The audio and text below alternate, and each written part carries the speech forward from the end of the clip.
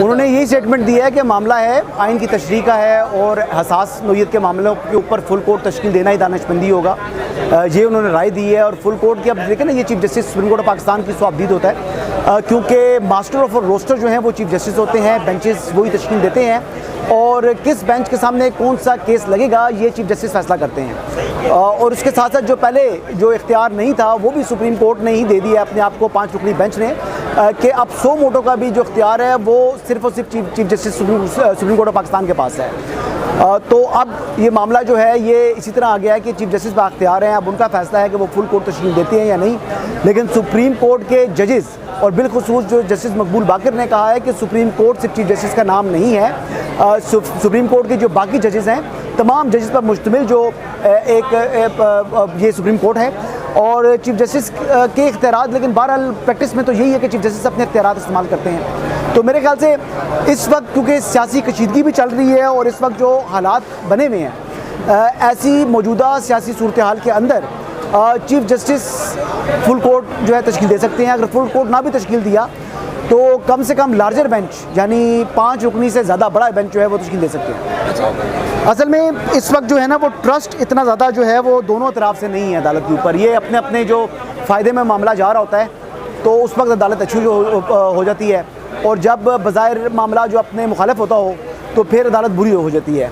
तो बुनियादी तौर पर अदालत को भी सोचना चाहिए कि ये जो मामलात हैं, जो सियासी नोयत के मुकदमात हैं, अदालत इनमें आती क्यों हैं। यानी अदालत ये बोल दे कि ये देखिए, एक दफ़ा चीफ जस्टिस ने रिमार्क्स भी दिए थे।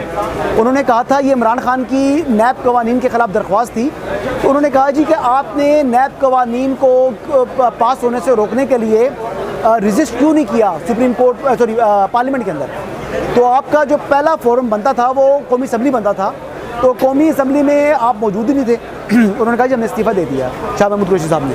तो उन्होंने कहा जी इस्तीफ़ा आपने दिया है लेकिन उस टाइम आप मौजूद थे, आप उसको रजिस्ट करते। उन्होंने कहा हमने कमेटी में रजिस्ट किया है। उन्होंने कहा जी सिर्फ टोकन रेजिस्टेंस शो की गई है, वो प्रेसिडेंट ऑफ पाकिस्तान की जानिब से की है, बाकी आपने कुछ नहीं किया। तो बेहतर है आप पार्लियामेंट के अंदर जाएँ, यानी कौमी असम्बली के अंदर जाएँ।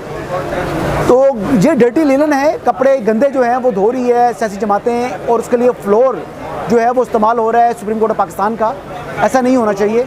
अदालत मुतनाज़ा होती तब है या इस्टेब्लिशमेंट मुतनाज़ा होती तब है जब वो सियासी मामलात में ख़ुद को लेकर आती हैं। फिर एक फरीक कम से कम जो है वो उनकी हक़ में बात करता है और दूसरा फरीक जो है उनके मुखालिफ बात करता है। ये तो मुंतखब नुमाइंदों को सोचना चाहिए कि उनकी बेतौकीरी है या ईवान की बेतौकीरी है। देखिए, पार्लियामेंट सुप्रीम अदारा है। अगर पार्लियामेंट चाहे तो जो सुप्रीम कोर्ट है इसके मसावी एक अदालत खड़ी कर दे।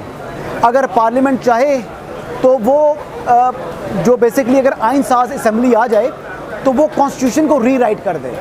अगर आइन साज असम्बली आ जाए तो वो सुप्रीम कोर्ट ऑफ पाकिस्तान को रिमूव कर दे। वो अगर वो आइन साज असम्बली आए तो उसके इख्तियारात वो हैं, वो क्योंकि अवाम की नुमाइंदा है ना, तो ये इख्तियार पार्लियामान के पास अवाम की नुमाइंदे के तौर पर है। तो फैसला तो वही है कि ऊपर अल्लाह सुप्रीम है और अल्लाह के बाद इस मुल्क में आईने पाकिस्तान सुप्रीम है।